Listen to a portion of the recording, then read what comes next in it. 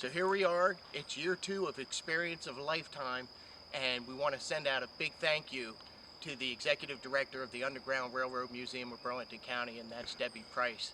This was her vision to come out here, bring history to the people, and give them an experience that they could have maybe never imagined. And it was her idea to get out here and give them all of that, the bugs, the heat, the long walk, the exhaustion, and then finally arriving at a place like Timbuktu, where even if it was just for a short while, you were free. Hi, I'm Eric Orange, and I'm here for the Underground Railroad Museum of Burlington County, and it's year 2 of Experience of a Lifetime. So we're going to get some people together today, and we're going to walk through Rancocas State Park, and we're going to try and come close to simulating what it might have been like for a runaway on the Underground Railroad. We're not going to really come close, but we're going to do our best. When somebody's running for their very life, that's hard to duplicate, but we're going to take a 3.5-mile walk in the heat, in the swamps. It's buggy, it can be a mess out there, and we'll do our best to simulate what it might have been like. My name is Chris Bond, and it's my pleasure to be here today, part of the Walk to Freedom, the Juneteenth experience that the Underground Railroad Museum of Burlington has put together. And for me, what I'm looking forward to is connecting with people that are interested in walking the same path that I've been walking for the last 5 to 10 years, to try to really connect more to history that has been neglected, and that needs to be remembered, and that needs to become a part of my heart, part of the way that I walk with my children, and the traditions that I bring alive today and tomorrow.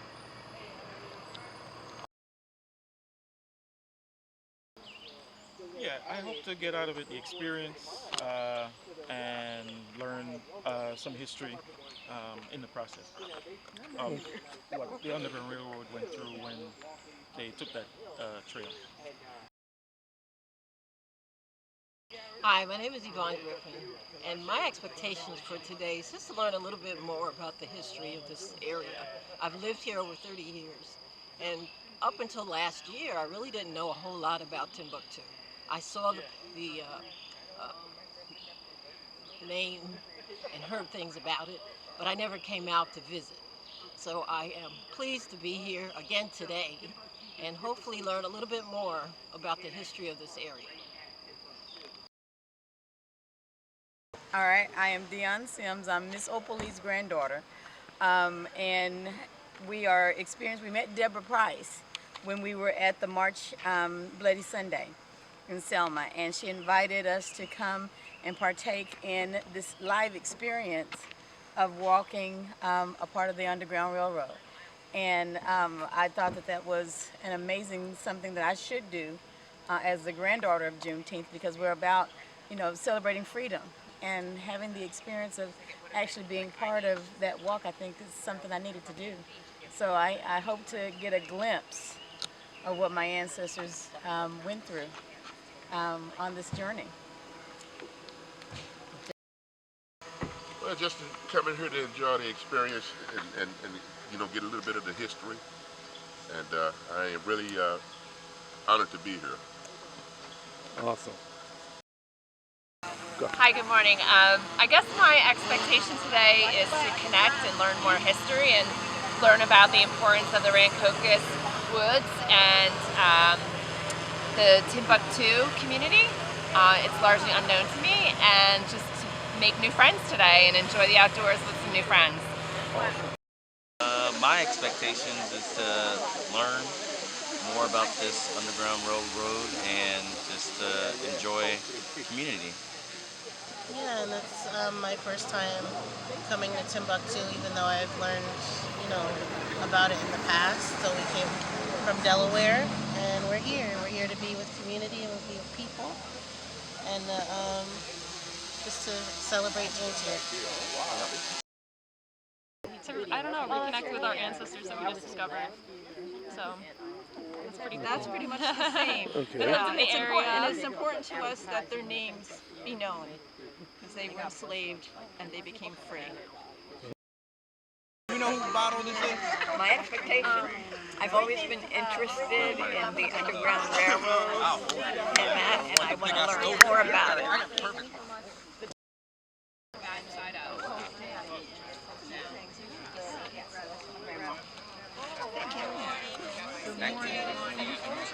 Oh, yeah. You might as well.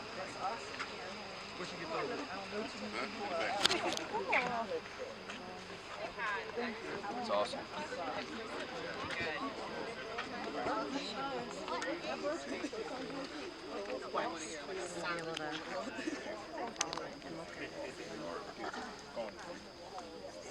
This wasn't a walk for fun. It was a walk for freedom.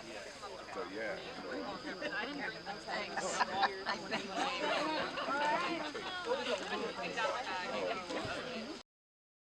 Good morning, everyone, and thank you for joining us on this journey today. We are standing on the land that holds layers of memory. The path we're about to walk runs along the Rancocas Creek, a quiet, winding waterway that once offered more than just beauty and reflection. For many, it represented a chance at freedom. This walk was developed to help us imagine what it might have been like to be a passenger on the Underground Railroad. Not the literal railroad with tracks and engines, but a secret network of routes, safe houses, and brave people who risked everything to help others escape the brutal injustice of slavery. The woods we'll pass through bend in the creek. You'll see the shelter of nightfall. Remember, most of the walking happened at nightfall. These were all part of the landscape navigated by freedom seekers. Some were guided by local Lenape knowledge, others by Quaker allies in this region, whose faith compelled them to stand against slavery. Places like Timbuktu that we will arrive at, just down the trail, were real havens built by formerly enslaved people, sustained by mutual aid and defended by determination. As we walk, I invite you to listen, not just to the sounds of the forest or the wind in the leaves, but to the echoes of footsteps that may have come before ours. Imagine the fear, the courage, the hope. Imagine what it meant to flee everything you've known for the chance to live freely. This isn't just a history lesson, it's a moment to connect, not just to the past, but to each other, and to the ongoing work of justice and remembrance. So take your time, let the walk speak to you. Let's begin.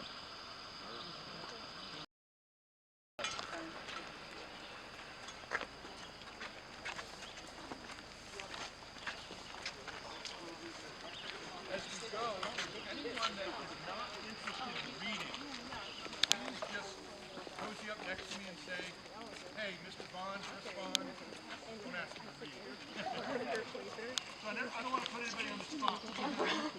Reading I'm just saying that he's going to be talking, I can't hear what he's saying.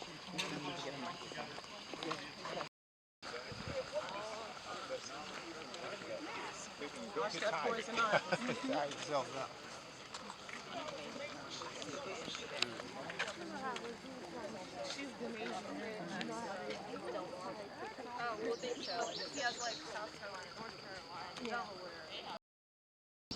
It's a fancy guy. Alrighty. Come on, filter down right in here looking this way. Okay, that's good. Looking which way? Look back? Looking at me. Looking at you, okay. Good friend, I just want you to know that I found these travelers upon the road and I thought they'd like to meet you. Yeah, there's a lot of you too. That's great. Thanks for coming out. So, my name is Eric Orange, and I'm your conductor for this part of your journey. So we got lucky today with the weather. Yeah, and the bugs. It's not too bad. So we're gonna take you to the place, but in your head, you're gonna have to go to the time. So I want you to imagine you're a young man or a young lady working on a tobacco plantation in Virginia. And your job is to come here and clear this field, take down some of these trees and make it plantable. And every day you come out, you look down the road and there's a bend in the road. And you tell yourself, if I can just make it there. If I can get to that bend in the road, I can run. And I can run. But you can only run so far. And then you're going to have to trust somebody. You're going to have to find somebody to help you. How do you trust somebody when it's your life? Your life is on the line. So, this is the point of no return. If you want to turn around and go back and get in your cars and go home and just have a real nice afternoon, you can do that. But just know this, you follow me and you go around that bend, you're a runaway. And your life depends on making it to Timbuktu. So I'm not going to look back. You just got to follow me.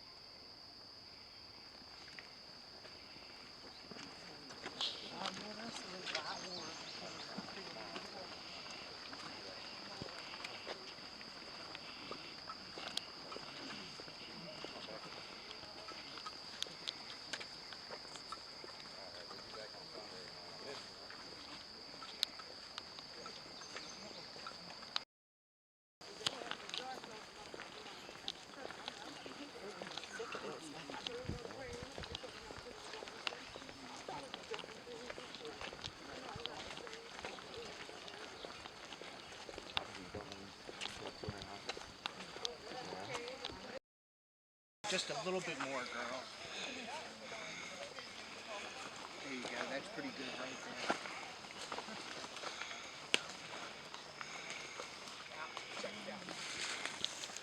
Girls, maybe a little bit farther down.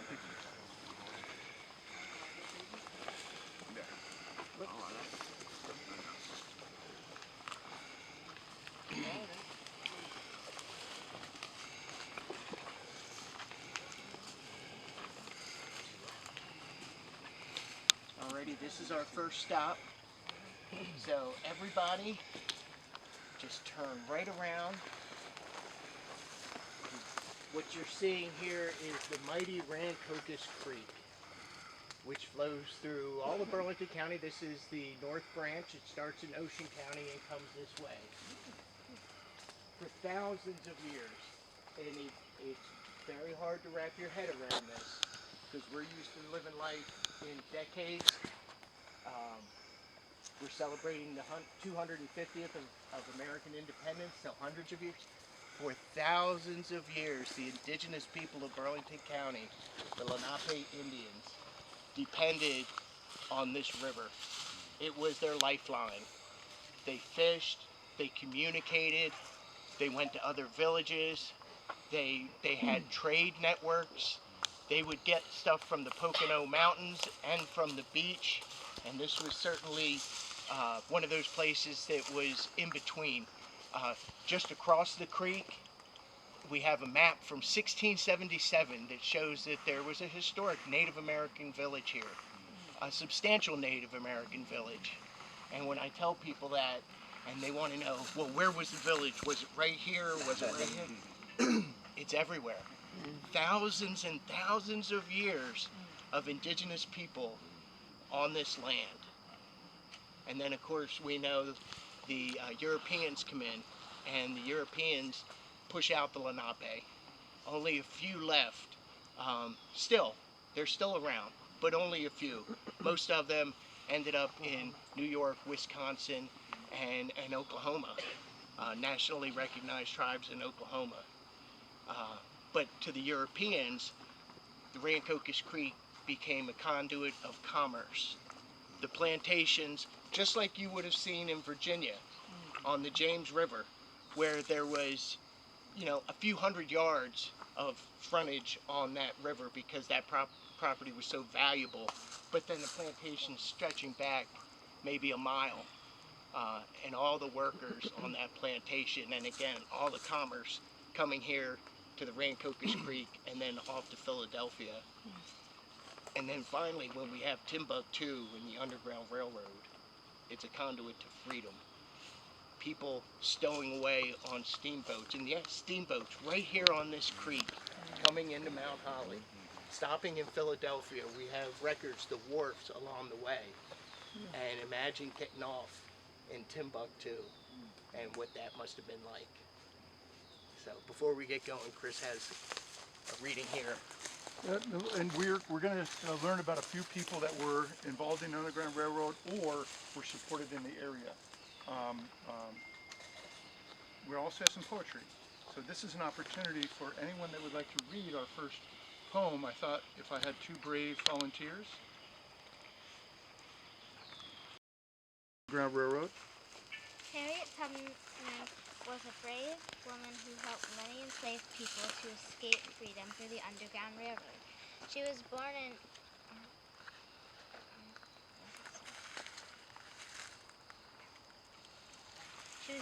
Araminta Minty, rose into slavery in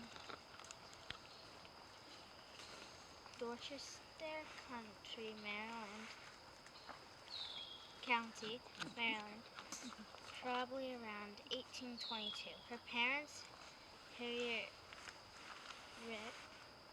Green and Ben Ross, were both enslaved. She made 19 trips to the South and never lost a passenger.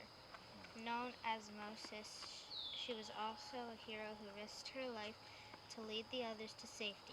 What would we have to say to Harriet if we had the honor to meet her today? That was excellent, Shirley. Thank you. And so now we're going to hear a poem. The poem is called To Rivers Running to Freedom. With eyes wide open and souls burning, while they rested we were running. Running dreams to visions like rivers, cascading Estuaries. wide open seas, running dreams under star-decked heavens in the rivers God has troubled free. Running dreamers, running and running, laying down trace tracks of visions, highlighting paths to the free-flowing river waters, seeking depths of freedom's ways, where there's no more slavery over me. And the weary too, with eyes wide open and souls burning, while they rested. We just keep on running, running waters of rivers freely. And now our children wade, bathe, and baptize in the rivers God has troubled free. Thank you, Mama Harriet. That's what I say. We started digging in our backyards. All the time. Some stuff I found and I still have.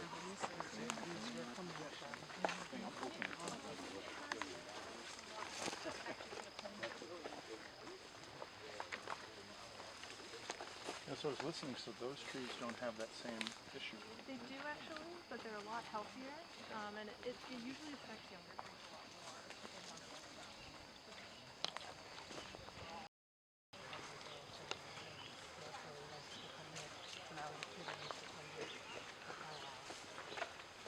Because it's right there.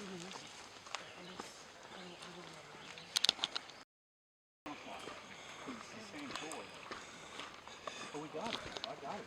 I have it.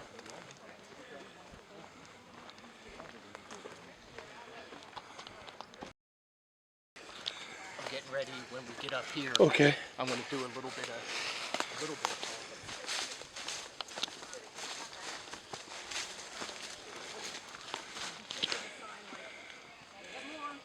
We have. I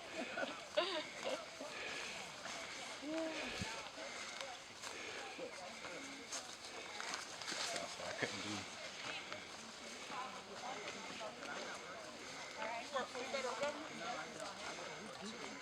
Oh, okay.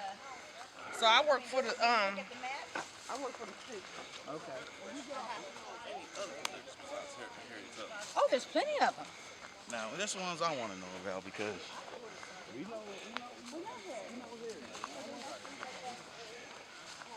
You know, faster you walk, the less you see. right. Did you get my smile? Hello. Hello. Yeah, I saw the whole. Yeah, and I mean, the vegetation would have been very different. Look around. Okay? You look ahead of you, you can't see anything. If I'm a slave catcher, I'm hiding in these bushes. I'm waiting. I'm waiting for you. So you have to know the terrain. What was in front of you? What was in back of you? If somebody's coming at you, where are you going to go? Are you just going to freeze in your tracks and not have a hope? You have to know where you're going.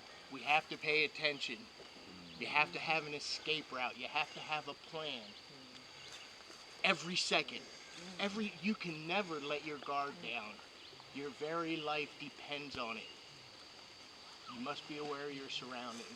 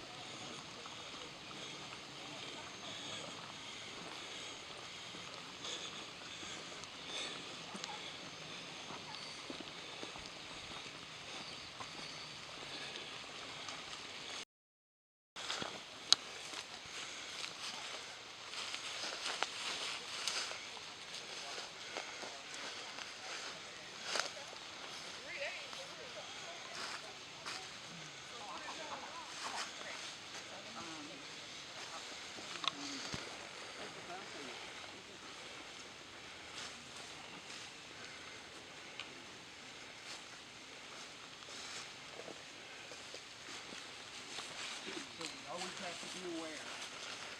There's another path that you can't see that runs parallel to this that we haven't been paying attention to. But if you're a runaway, again, you have to pay attention to everything. Now, at the same time, you come out here, and most of this was done by single individuals. If you were lucky enough to have a companion, maybe but could you trust that companion? Is that person willing to sell you out for their own freedom? But also your companions at night are the spiders, the snakes, right? Coyotes. These are all things that are here in this park today. And you have to be vigilant. The weather, the rain.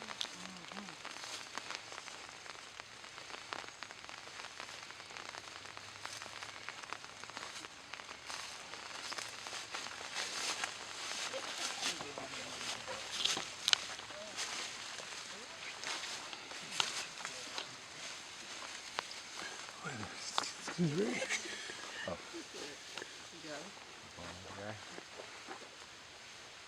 Watch it.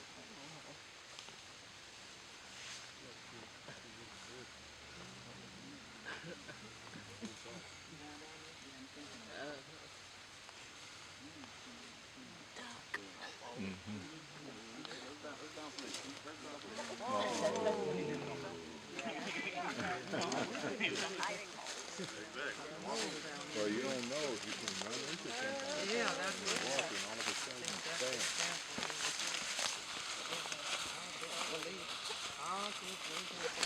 Out the hole.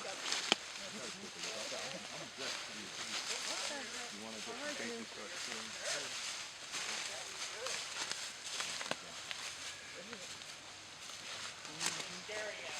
Now, I'm going to see.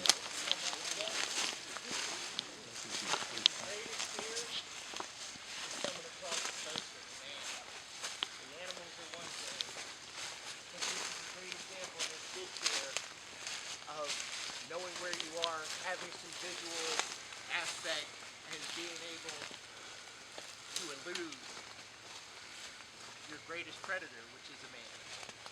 So Chris has another reading for us. An Underground Railroad, helping enslaved people escape for freedom in the 1800s. He was born in Shamong, New Jersey in 1821 and moved to Philadelphia in the 30s. He kept detailed records of those he helped, which became a valuable resource.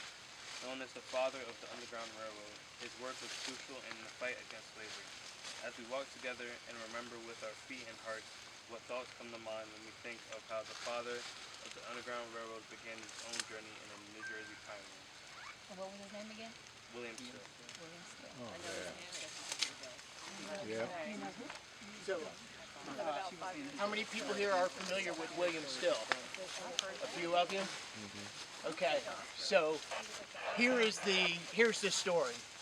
So you're thinking of James Still. Yeah, but they're related though. They're brothers. So William Still grew up about 15 miles from here, 18 miles in Chemung Township, Indian Mills, New Jersey. As a young man, he taught himself how to read and write. And eventually, by the time he was 18, 19 years old, he was working in Philadelphia as a clerk in an office, but he was really working for the Anti-Slavery Society. And what made William Still particularly brave is that he kept a logbook. When a runaway would come in, he would sit down, he would write arrive, the date and the time, and then he would interview that person. Where were you enslaved? Do you have any brothers and sisters? Do you know who your parents were? Things like that. So one day he's sitting in his office and a runaway comes in and he sits down. He breaks out that logbook. That logbook, which is a list of his crimes. He can be prosecuted for every name in that book. He sits down with this runaway and he starts talking to him. And he quickly realizes he's talking to his very own brother, whom he's never met. But the answers to all of his questions, and he must have been just mesmerized. So the way this works, their mother, Charity Still, was enslaved on the Eastern Shore, Maryland. And the first time she tried to escape, she had 2 young daughters and her 2 sons with her. And she was quickly caught and sent back. So the next time she decided to escape, she had to make this horrific choice of leaving those 2 older boys and escaping with her daughters. It must have been dreadful for her. But she made it. She reunited with her husband, who had previously bought his own freedom, and they went on to have 14 more children. Yes, the poor woman hasn't been through enough. But here, miraculously, is that youngest son, William, meeting the oldest son, Peter. And this reunion for this mother. So when you go home tonight, if you Google Still Family Reunion, you'll get that story I just told you. You'll also get a bunch of pictures of people sitting around, eating barbecue, listening to music, wearing t-shirts, because that Still family is still around, and they still get together and they celebrate those reunions. And there will be, some of the Still family will be with us today in Timbuktu. Representative of a collective history. And there are 2 books. The Kidnapped and the Ransom by Peter Still, and The Underground Railroad by William Still. And I just learned of Frederick Douglass's first wife. I just learned about this maybe 2 weeks ago. If you haven't heard of her yet, she has a descendant who's going to be here with us today.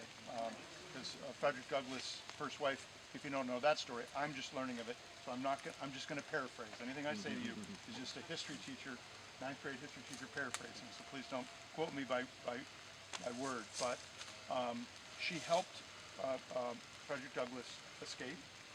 She also pretty much bankrolled his entire work. They were married for, I believe, 4 decades before she passed away, and he remarried.